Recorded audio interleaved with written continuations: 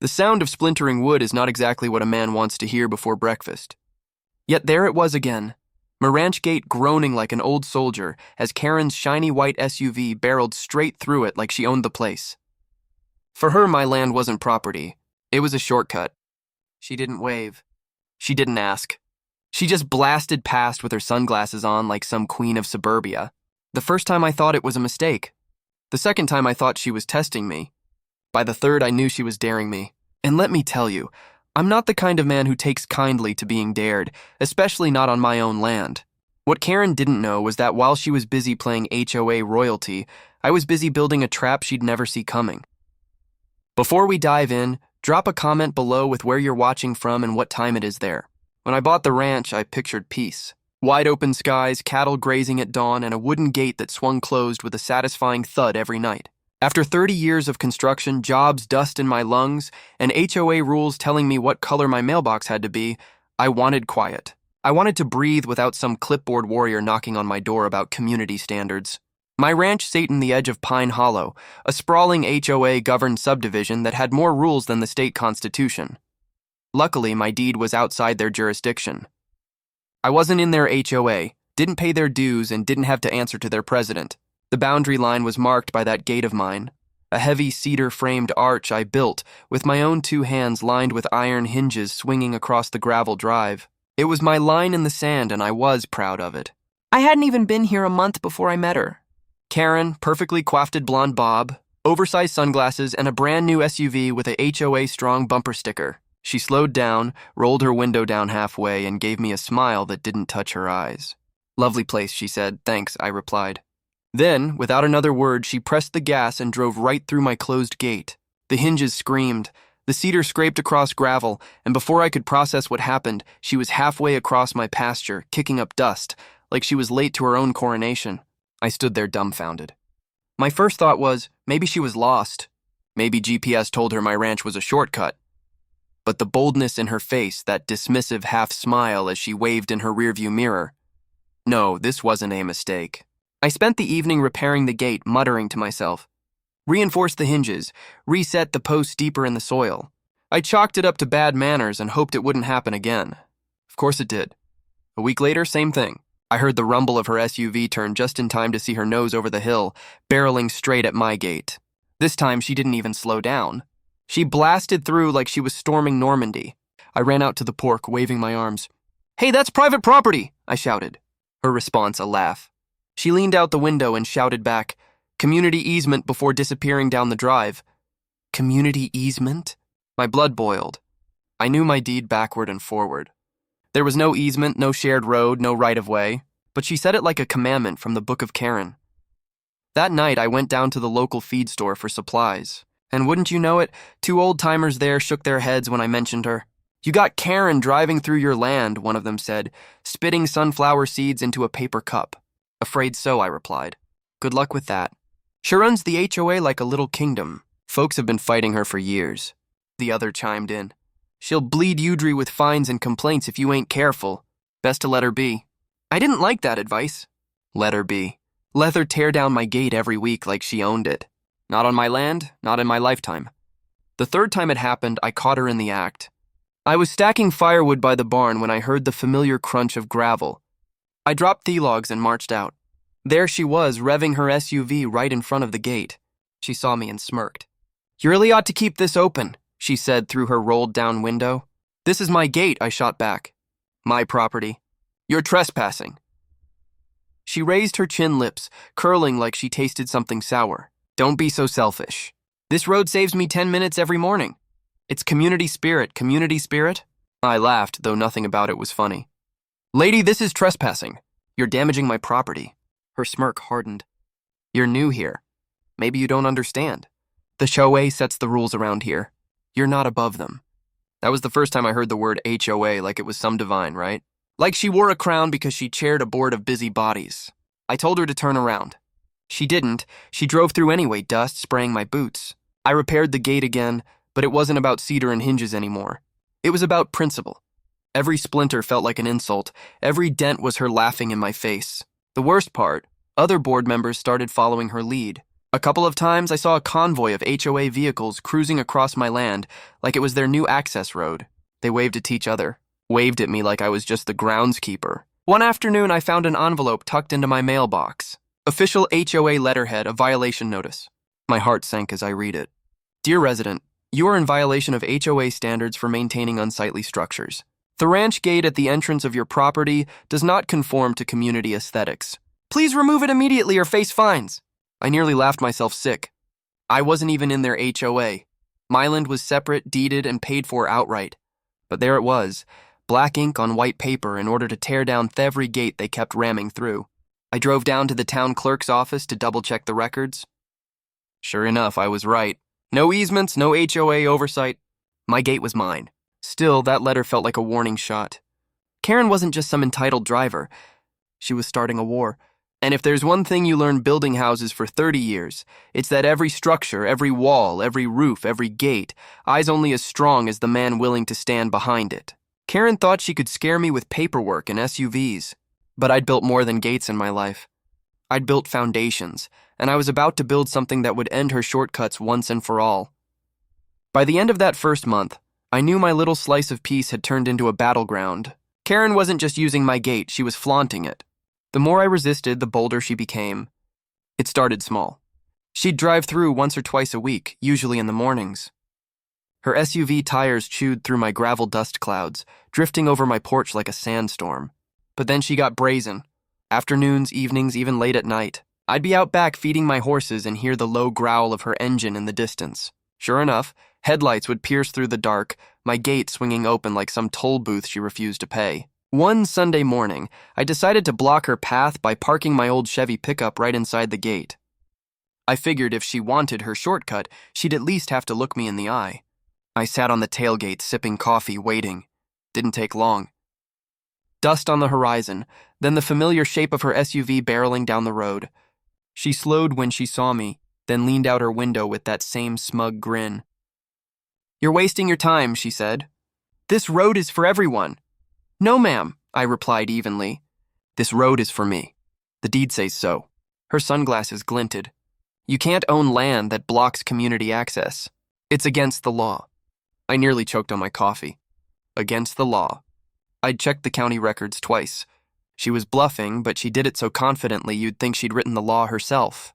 "I suggest you turn around," I told her. Her smirk widened. "And I suggest you move your truck." We stared at each other for what felt like a full minute. Finally, she huffed, whipped her SUV into reverse, and screeched off in a cloud of gravel. For a moment, I thought I'd won. But the very next day, I came home from town to find my gate lying flat on the ground. Posts snapped, hinges twisted like paper clips. Fresh tire tracks ran across my pasture. Karen had escalated. And now it wasn't just her.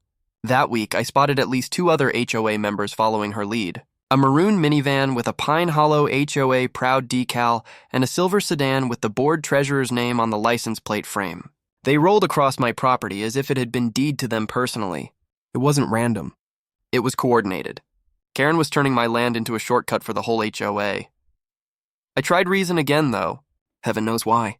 One evening, I walked over to the HOA office, a brick building that looked more like a law firm than a neighborhood association. Inside there, she was sitting at a polished desk stacked with binders.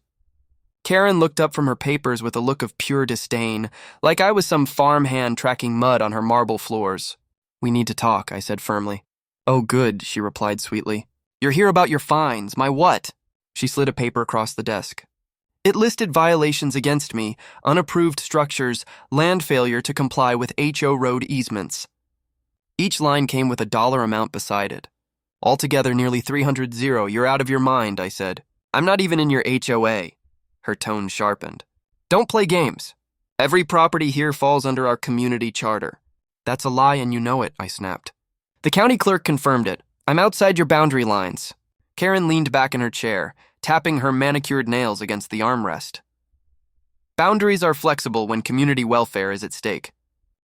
"Boundaries are legal," I shot back. "And mine aren't flexible." Her lips tightened. "You'll regret this stubbornness." That was the moment I realized we weren't just having a disagreement. This was a war of attrition. She'd find me, harass me, intimidate me, anything to break me down until I gave in. And she had allies. Later that week, I was fixing fence posts when one of her board members, a wiry man with a clipboard, marched up like he owned the place. "Sir, you can't keep rebuilding this gate," he announced. "HOA has voted. The road stays open." I wiped the sweat off my forehead. "Funny, I don't recall voting in your HOA because I'm not in it." He scribbled something on his clipboard. "Failure to comply will result in further penalties." I laughed, but there wasn't humor in it. "You'll need more than a clipboard to scare me, pal." He stomped off, muttering, "Karen will handle you, and handle me, she did." One night around midnight, I was jolted awake by the sound of splintering wood. I grabbed my flashlight and stormed out. There it was again, the gate demolished. And in the distance, Karen's SUV taillights shrinking into the night. This time, she didn't even bother pretending. No words, no excuses, just pure defiance. I stood in the dark, fists clenched, looking at the wreckage. The cedar planks I'd cut, the hinges I'd welded, all scattered like matchsticks. My ranch didn't feel like mine anymore. It felt invaded. The next morning, I overheard neighbors whispering at the general store. "She's been cutting through his land again. Won't end well. But nobody beats Karen. She's got the sheriff on speed dial, the county clerk in her pocket." That's when I knew I couldn't rely on law or reason. Karen wasn't going to stop because she believed she didn't have to. In her mind, the HOA was untouchable, and she was its queen. But me, I wasn't built to roll over. Years of construction had taught me that if a structure kept collapsing, you didn't patch it, you built it stronger. And sometimes you built it with steel, not wood. As I gathered the broken pieces of my gate, a thought began to take root. A dangerous thought. What if the next time Karen tried her little shortcut, she didn't just break wood? What if instead she ran straight into something she couldn't laugh off? That night, I sat on my porch staring at the stars, turning it over in my head. Karen thought she was playing a game of fines and notices, but I was done playing. I was going to set a trap. And when she hit it, she'd never forget it. By now, every time I heard the low growl of an SUV engine, my pulse spiked. Karen had gotten under my skin in a way few people ever had. It wasn't just about a gate anymore. It was about ownership, respect, and whether a man's land was truly his own when someone else decided they had a right to it. The morning after she smashed the gate again, I found another envelope in my mailbox. This one wasn't even subtle. Notice of violation: ranch entrance obstructs community traffic.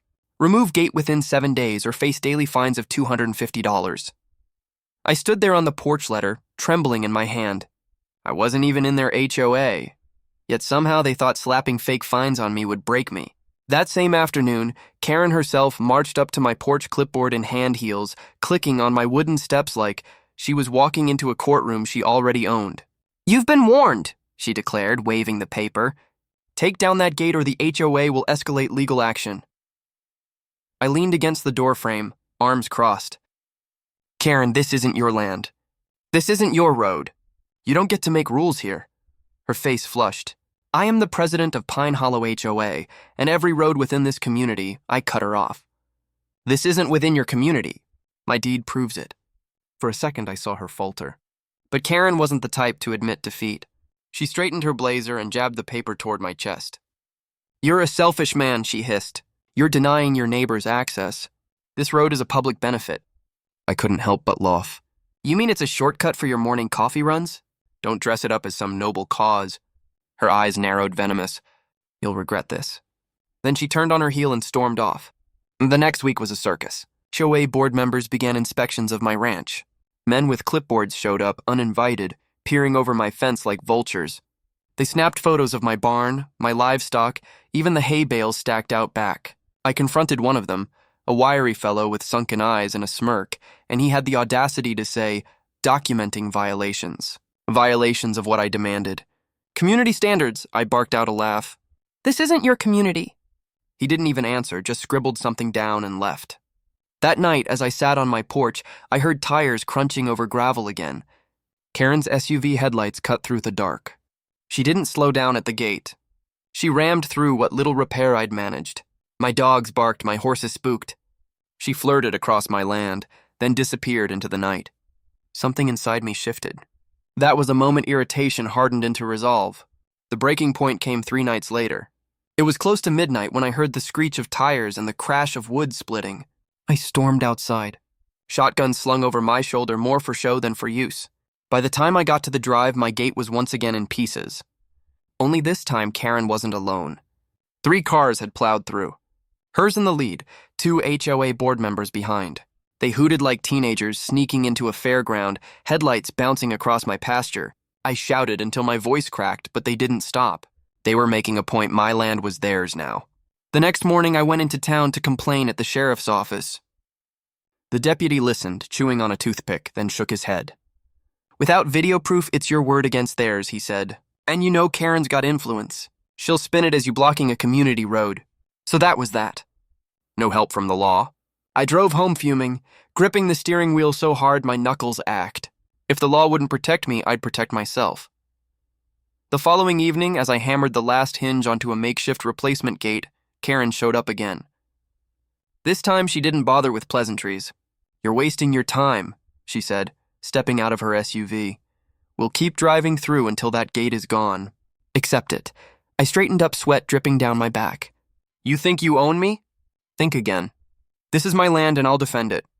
Her smile was cold practiced. "Well, see, the board is meeting tomorrow. We're voting to remove your gate permanently with or without your consent." I stared at her for a long moment, then leaned forward just enough to let her know I meant every word. "You may have your board, Karen, but I've got something better. A backbone and a plan." Her eyes flickered with something. Maybe doubt, maybe curiosity before she slipped back into her SUV and drove off. That night, sitting at my kitchen table, I sketched ideas on scrap paper. Wood wasn't working. Hinges weren't working. If I wanted Karen to stop, I needed something she couldn't muscle through with horsepower and arrogance. Something that bit back. Steel reinforcement, hidden defenses. The more I thought, the clearer it became. This wasn't about a gate anymore. It was about a trap. A structure that wouldn't just stop her, it would humiliate her. I chuckled to myself, the sound low and dangerous. For weeks, Karen had been treating my land like her personal speedway. But soon enough, she'd learned that some gates don't just swing open. Some gates bite. By the time I blew out the lantern and headed to bed, my mind was set. The power struggle was over. I was done reacting, done repairing. The next move would be mine. And when Karen came barreling through again, she'd discovered just how bad it feels to underestimate a man who's had enough. I woke up before dawn the next day with a clarity I hadn't felt in weeks. Enough was enough. Karen and her little hoposy thought they had me cornered, but they'd forgotten one simple fact. I wasn't a man who gave up. I was a builder. I'd spent 3 decades on job sites, raising homes from nothing, fixing beams that had rotted through, pouring foundations that outlasted storms. If I could build a house to withstand a hurricane, I sure as hell could build a gate to withstand Karen. But this wouldn't just be a gate. This would be a trap. I started with the basic steel. Not the flimsy aluminum junk you'd find at Home Depot, but industrial-grade beams I'd salvaged years ago from a demolition job. They'd been sitting behind my barn gathering dust. But now they gleamed with purpose. Next came the posts. Instead of cedar, I drilled down and sank 6 of steel posts into concrete footings reinforced with rebar cages. Each post could withstand thousands of pounds of force. I made sure of it. I welded crossbars, angled supports, and hidden reinforcements that turned the frame into something closer to a fortress gate than a ranch in trance. Then I layered the front with thick cedar planks. So from a distance, it still looked like my old humble wooden gate. But behind that rustic disguise was a wall of steel. And I wasn't done. See, stopping Karen's SUV wasn't enough.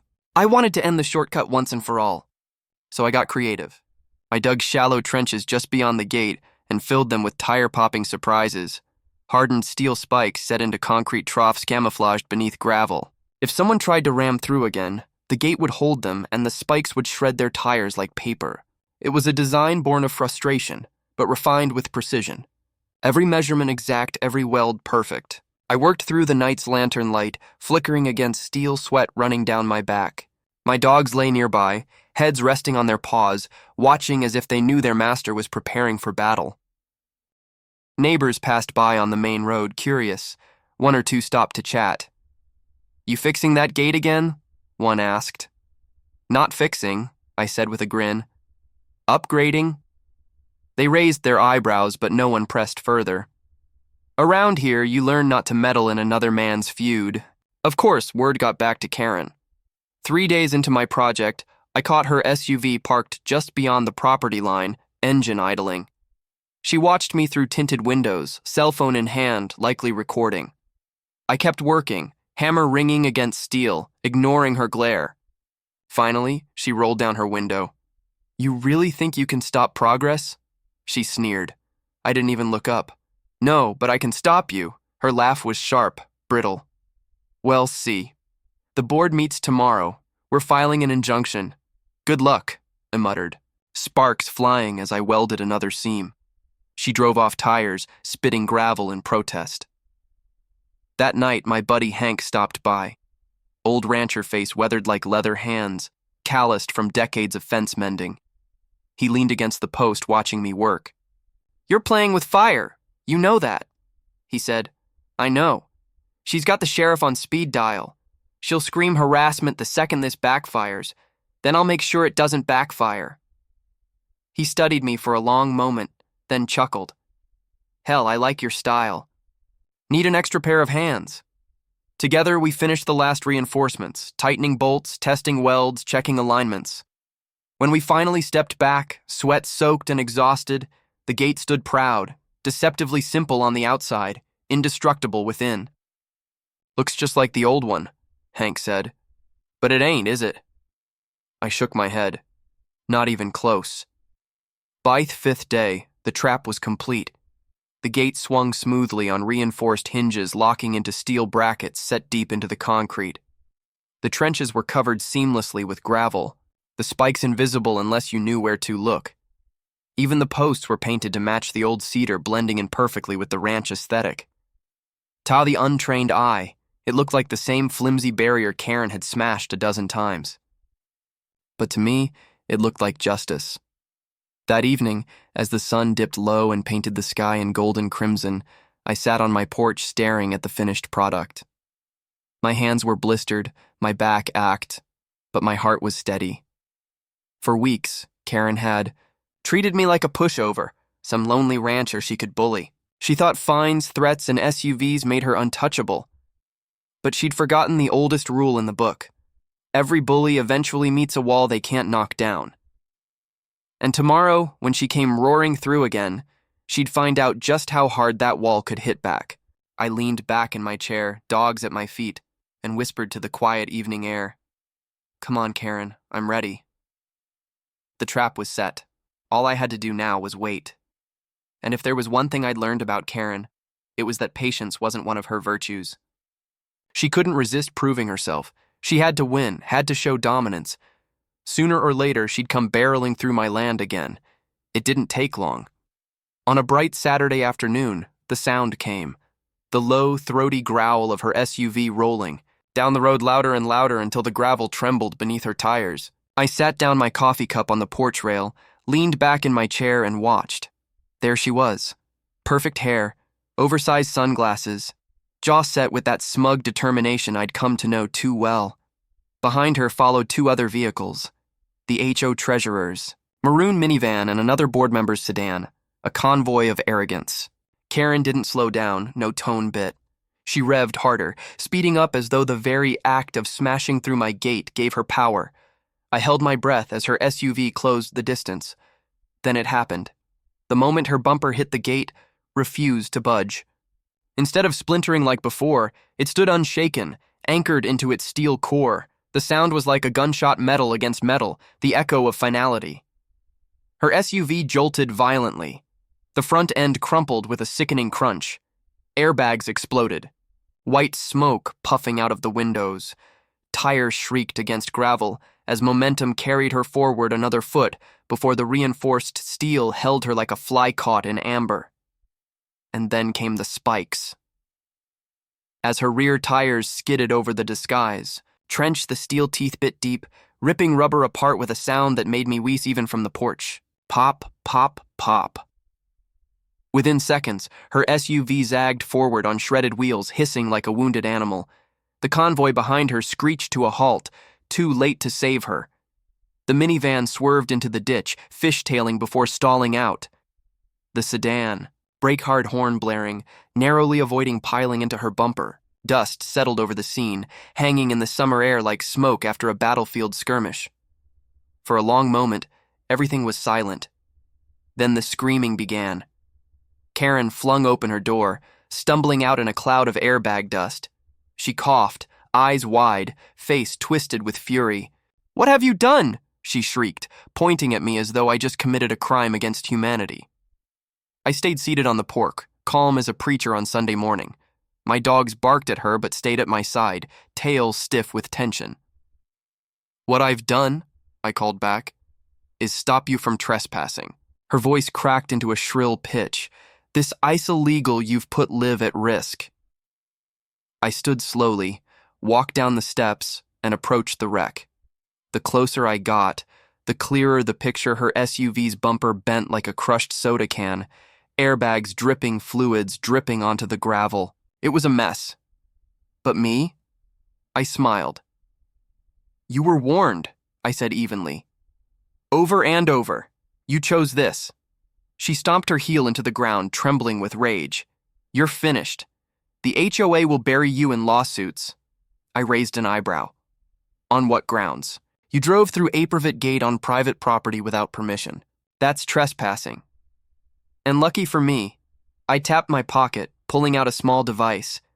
I installed cameras this time. I pointed to the posts. Sure enough, small security cams were mounted discreetly at angles, flashing red recording lights. Her face went pale beneath the dust and makeup. "You wouldn't," she whispered. "I would," I replied. By now, neighbors had gathered along the main road, drawn by the noise. Phones were out recording every second. A few chuckles rippled through the crowd as they saw Karen standing in front of her immobilized SUV, red-faced and sputtering. "Looks like the Queen's lost her crown," one man muttered loud enough for everyone to hear. Laughter followed. The HOA treasurer crawled out of the minivan, limping slightly, his clipboard still clutched in his hand like a shield. He tried to speak, but the crowd drowned him out with jeers. The sedan driver didn't even get out, just sat there, face buried in his palms. Karen spun around, glaring at the neighbors. "Stop laughing. This is a serious violation." But the more she screamed, the more people laughed. The sight of Pine Hollow's self-proclaimed ruler, stranded, humiliated, and powerless, was too much for them to resist. And me, I just stood there, arms crossed, soaking it all in. The sheriff eventually arrived, lights flashing. He stepped out, surveying the scene with raised eyebrows. "What in the blazes happened here?" he asked. Karen ran to him like a killed to a parent. "He set a trap. He sabotaged the road. He could have killed us." The sheriff turned to me. "That true?"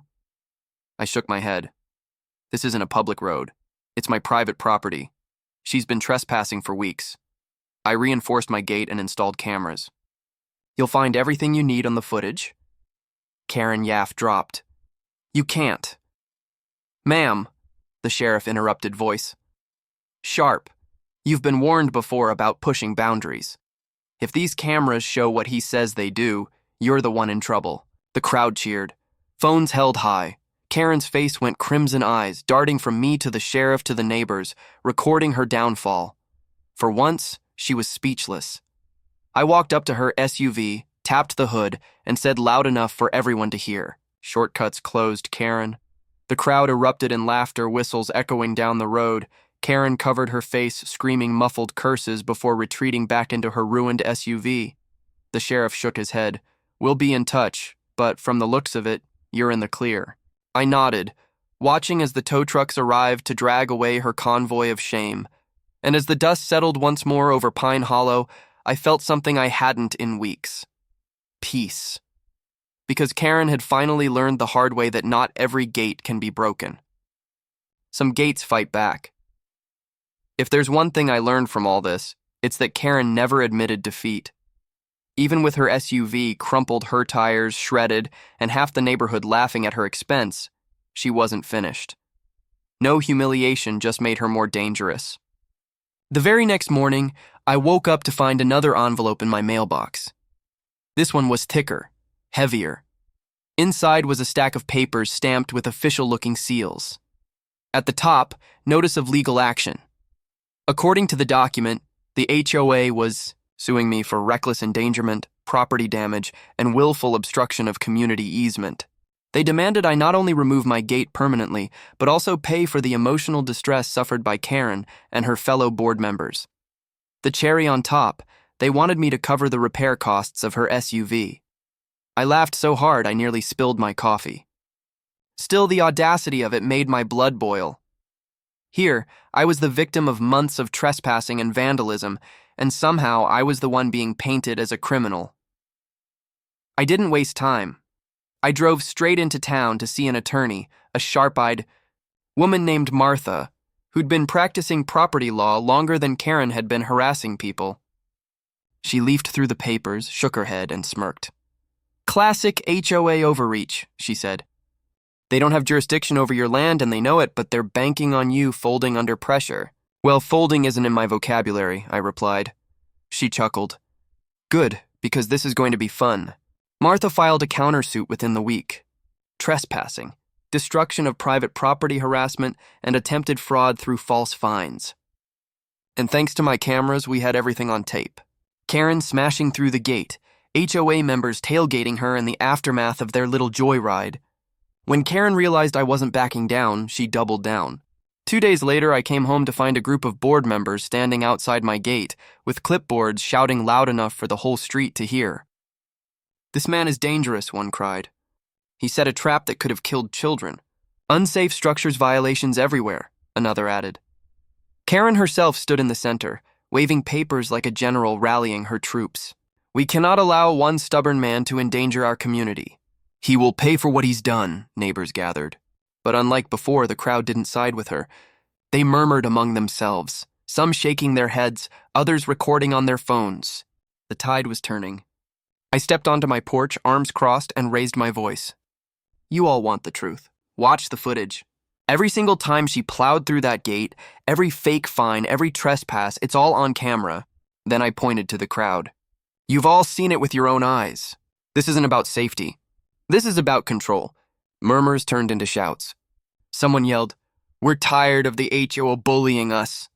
Another chimed in, "You tell him, neighbor." Karen's face piled beneath her makeup. But she held her ground, shrieking, "Lies!" All lies. But the damage was done. The cracks in her kingdom were showing. The court hearing was where it all truly unraveled. Karen arrived in a bright red suit, armed with a stack of binders, her board members trailing behind her like nervous ducklings. She strutted into the courtroom as if she owned it, smiling to the spectators like a politician at a campaign rally. When the judge called the case, Karen's lawyer launched into a dramatic speech about how I'd endangered the welfare of the community with my booby-trapped gate. They painted me as some unhinged recluse obsessed with defending imaginary property rights. Then Martha stood calm, precise, deadly. "Your Honor," she began, "the evidence will show that my client's property lies outside of HOA jurisdiction. These fines and claims are fraudulent, and as for endangerment, the only danger here was caused by the reckless trespassing of the HOA president and her associates." She clicked a remote and the courtroom screens lit up. Video footage rolled Karen's SUV slamming into the gate, tires bursting on the spikes, neighbors laughing in the background. Then the earlier clips played every time she rammed through every arrogant smirk, every shouted community easement. By the end, the courtroom was buzzing. Even the judge raised an eyebrow, unimpressed with Karen's antics. When Karen herself was called to testify, she melted down. "I am the president!" she screamed at one point, pointing at me. "He can't defy me. He can't defy the HOA." The judge slammed his gavel. "This is a court of law, not your board meeting. Sit down." Her credibility was shredded in seconds. The ruling came swift and sharp. The court dismissed the HOA's claims entirely. Instead, the judge ordered the HOA to pay damages for trespassing and property destruction. Karen herself was fined for harassment and reckless driving. And as the cherry on top, the footage was admitted into the public record, meaning it could be requested and leaked, which it was. Within a week, clips of Karen's SUV slamming into my gate went viral on social media. The internet had a field day. Memes sprouted up overnight. Ho Karen versus the Gate of Justice. One clip even got edited with dramatic music freezing on her shocked face as the caption read, "You shall not pass." The humiliation was complete. Back in Pine Hollow, the fallout was brutal. Neighbors who had long been silent finally spoke up. Stories of Karen's bullying poured out bogus fines, threats, intimidation tactics. Board members resigned one by one, unwilling to sink with her ship. By the month's end, the HOA's reputation was in shambles. Its funds drained by legal fees and Karen. Karen was left isolated, her power gone, her influence shattered. And me, I sat on my porch one evening, watching the sun sink behind my newly indestructible gate, sipping coffee with the sweet taste of victory. The war wasn't just won. It was exposed. After the dust of the courtroom settled, Pine Hollow felt like a different world. For the first time since I'd moved in, my mornings were quiet. No rumble of Karen's SUV, no convoy of HOA board members treating my ranch like their personal freeway. Just the wind in the grass, the soft nicker of horses, and the creak of my porch chair as I sipped my coffee. It felt like peace. The kind of peace I dreamed of when I bought this land. But as sweet as the silence was, I knew better. With people like Karen, silence wasn't surrender. It was regrouping.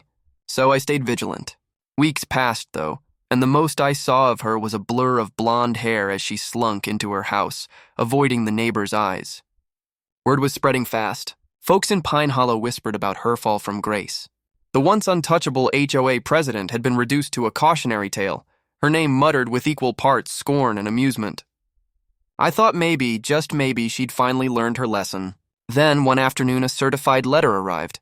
It was from Karen. She was offering a settlement if I agreed to take down my menacing gate and allow limited community passage. She dropped any remaining complaints. She even dressed it up in polite language all about moving forward and healing divisions. I laughed out loud. Healing divisions. After everything, she wasn't trying to heal anything. She was trying to claw back control. So I wrote her a response. A single page, 2 sentences. There is no community easement. I own the road and I have the deed to prove it. See, here's the twist. All this time, while Karen was filing bogus fines and screaming about community rights, I'd quietly gone back through county records. And not only did I confirm my ranch stood outside HOA jurisdiction, I discovered something else.